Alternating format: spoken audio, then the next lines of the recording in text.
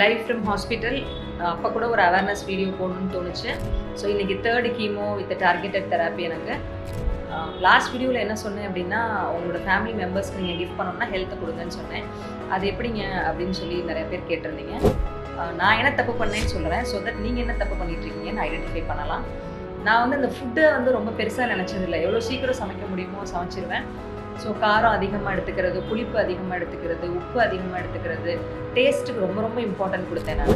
So என் குழந்தைங்களுக்கும் அதே மாதிரியே பண்ணேன். ஸோ தட் அது ஒரு பெரிய இஷ்யூவாக ஆயிருக்கு. ஆஃப்டர் தட் புளிப்பு அதுவுமே பெரிய விஷயந்தான். இப்போ ஏன்னா காரம், உரைப்பு, புளிப்பு எல்லாத்தையும் ஸ்டாப் பண்ண சொல்கிறாங்க. என்னால் சாப்பிடவே முடியல.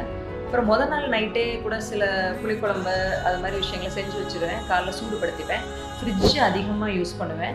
ஸோ இதெல்லாம் கட்டாயமாக அவாய்ட் பண்ணிக்கலாம். ஹெல்த்தில் கான்சென்ட்ரேட் பண்ணலாம். Thank you so much.